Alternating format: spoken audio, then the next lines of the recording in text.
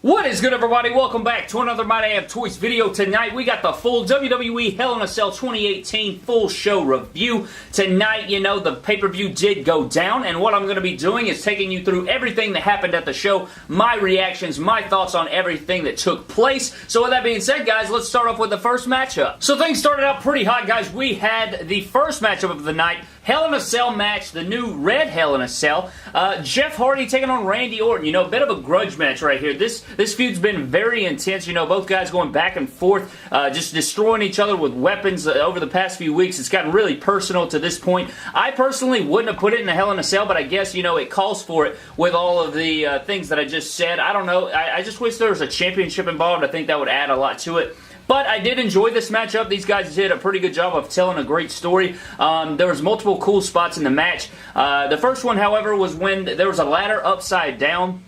I don't think I'd ever seen this before. Randy Orton scooped up Jeff, threw him in between the ladder upside down, so it's like it snapped together and he broke the brackets that usually support the ladder. Thought that was a great spot. There was another spot where Randy Orton goes outside the ring. He gets a toolbox, guys. He dumps it out on the ground. And he takes a screwdriver and he goes up to Jeff's ear. You know, we've seen this multiple times with, you know, Randy's fingers in between the gauge holes of Jeff Hardy's ear. But he goes up in there with that screwdriver, guys, and he sticks it through the hole. And at first I was like, that's not so bad. And then he twists this thing. He twists it up, and I literally was, you know, cringing. It made me cringe. I thought this was brilliant. Great heel work by Randy Orton. One of the best heels in the world. Definitely one of the best heels of all time. Just showcasing this work. I thought this was excellent between both men. There was another point in the match where Jeff hit Randy Orton with his belt, and the studs on his belt literally gashed him in the back. Like, you could see the stud marks in Randy Orton's back. Another point in the matchup, Jeff Hardy did something with the chair, I believe, to Randy Orton. It sliced his leg up. I believe he is going to have stitches now. You could literally see the meat hanging off of Randy Orton's leg from that slice that he put in it. And then the end of the matchup came where Jeff Hardy set up a table, and then we had a tall ladder and then a shorter ladder. So it was like he was going to do his little leapfrog spot where he jumps over the taller ladder with a leg drop and puts Randy Orton through. But he realized that it was too tall, so he was touching the roof of the cage. So then he knocks, you know, Randy Orton onto the table, and he starts swinging from the top of the Hell in a Cell. He's swinging back and forth, trying to get some momentum. Randy Orton would move, and Jeff Hardy would crash through the table, you know, having a kayfabe injury, and that would be the match 1, 2, 3.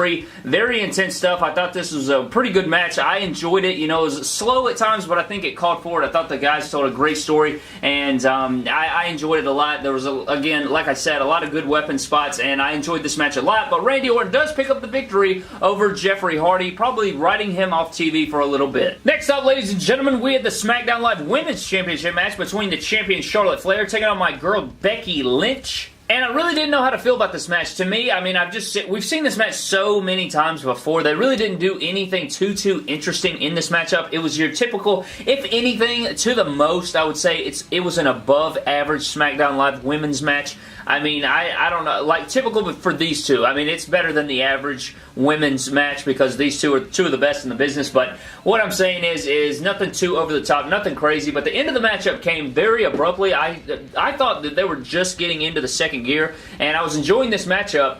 And out of nowhere, Charlotte went for the spear. I guess that same spear she hit Asuka with at Mania.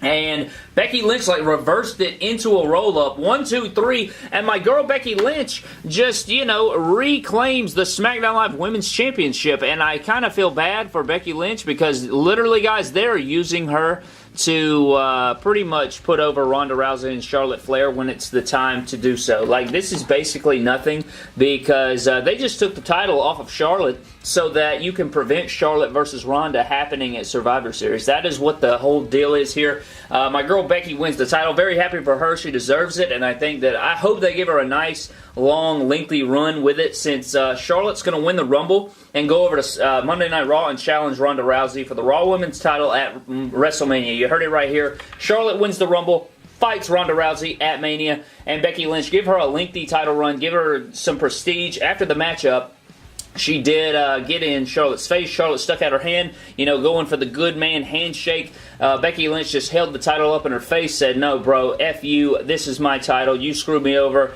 You pinned me last month, and this is my title now." So I kind of liked it. The crowd loved it. And Becky Lynch is not a heel. Do not book her as a heel. get Charlotte out of here. Becky Lynch all the way. Next up, guys, we did have the Raw Tag Team Championship match between Dolph Ziggler and Drew McIntyre taking on Seth Rollins and Dean Ambrose. And this match was effing fantastic. Are you kidding me, Brad? This is just another freaking reason why you watch this matchup and you say, my God, why can't we have tag team wrestling all the time? Why can't we have good tag team wrestling all the time on Monday Night Raw instead of the same 6 women tags and the B team and the Revival in these 5-minute matches? Like, give us some good quality tag team wrestling. You can see why, like, these matches are so good when you actually give them time. And, I mean, to be fair, I mean, these are 4 of the best workers in the entire company. However, this was a great matchup. I enjoyed every single second of it. Very creative in everything. The booking of this match was terrific. The ending was even better. Dolph Ziggler on the turnbuckle. He is the legal man. Seth Rollins gets the tag. He goes up, and he's going to hit a superplex and then the Falcon Arrow. But when he hits the superplex, he goes for the Falcon Arrow, and as he lifts him up, Drew McIntyre hits a Claymore kick right in the jaw. 1, 2, 3, and Drew McIntyre and Dolph Ziggler do retain the Raw Tag Team Championship match,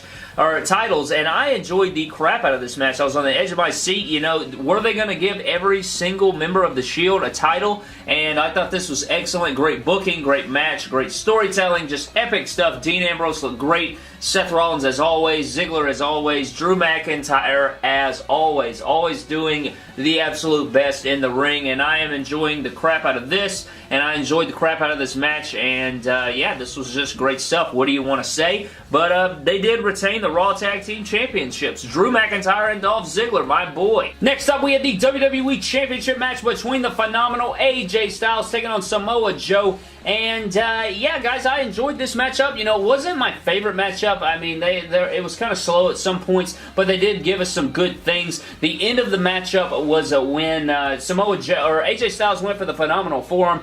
Samoa Joe would catch him in the Coquina Clutch, and he would have him locked up. You know, AJ's trembling, he's trembling, he falls down, he rolls over. Samoa Joe is flat on his back, and he counts to 3, but Samoa Joe thought that AJ tapped, but you couldn't see it until we looked to the other camera angle, and we did see that AJ Styles indeed did tap before the ref counted to 3. So this feud is obviously not over. We're going to see these guys go head-to-head once again, and I think that I don't know. I thought this was a good matchup, but I guess we're going to see these guys go on.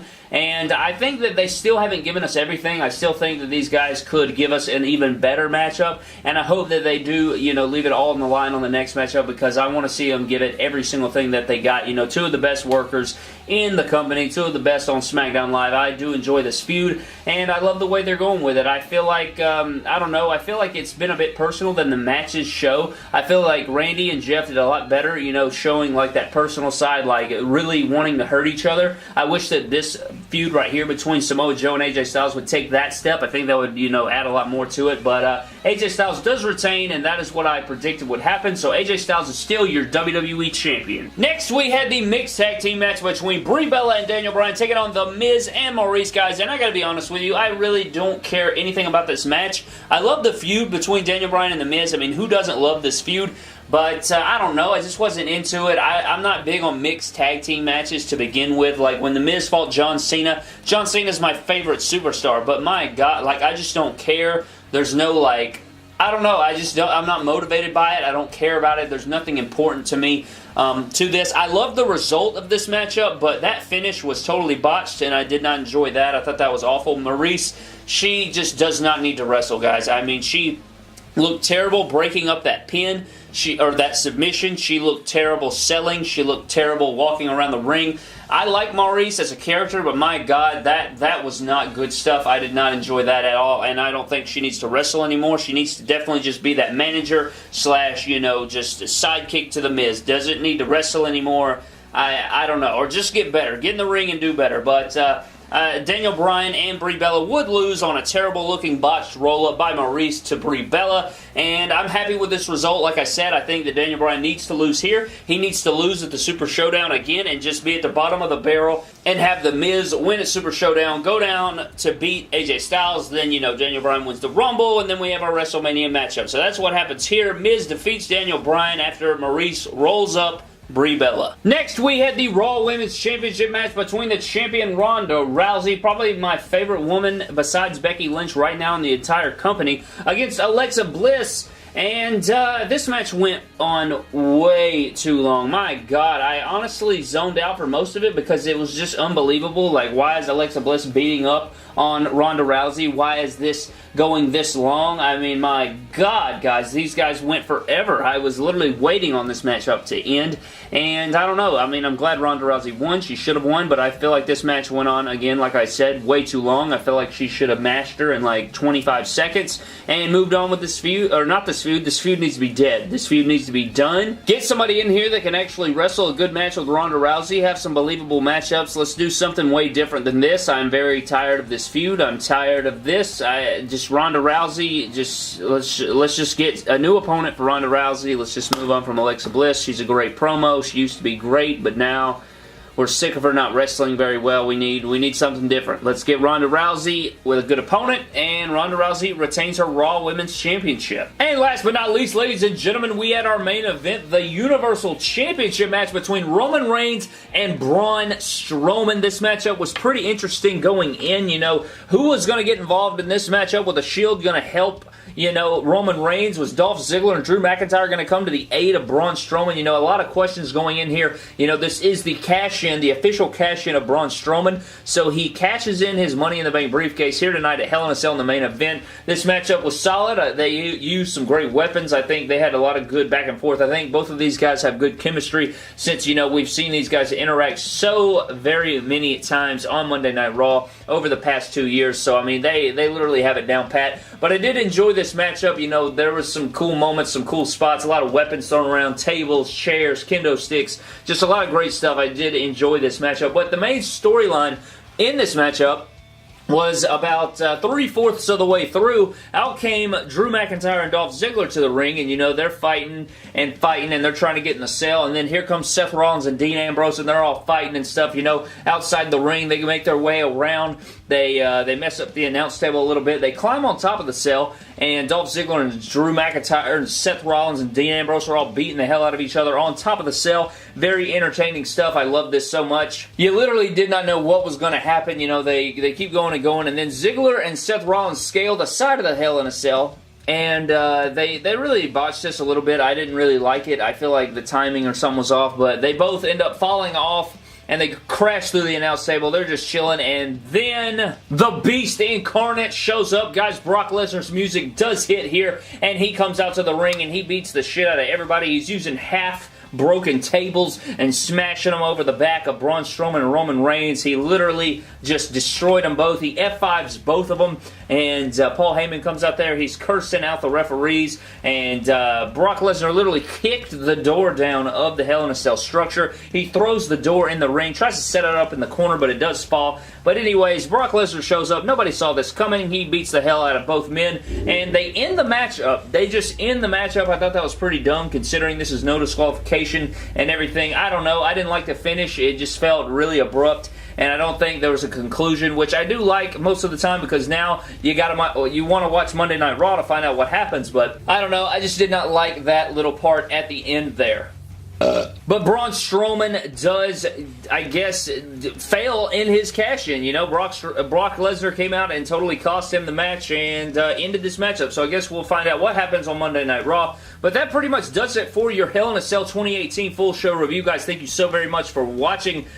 This show was solid. I enjoyed quite a bit of the matches, but there was some stuff that I really didn't care for. But I didn't really have any high expectations for this pay-per-view. I literally couldn't give a crap about anything really that went into the show. I'm just not very entertained at the moment with the WWE product, and I hope that it gets better going down the line into Survivor Series. But thank you guys so very much for watching. Subscribe to the channel for more epic WWE figure videos. Leave a like, comment down below what you thought of Hell in a Cell. Overall, pretty solid show. You know, the tag team match was probably my favorite matchup. But thank you guys for watching. I will see you guys in the next video. Thank you.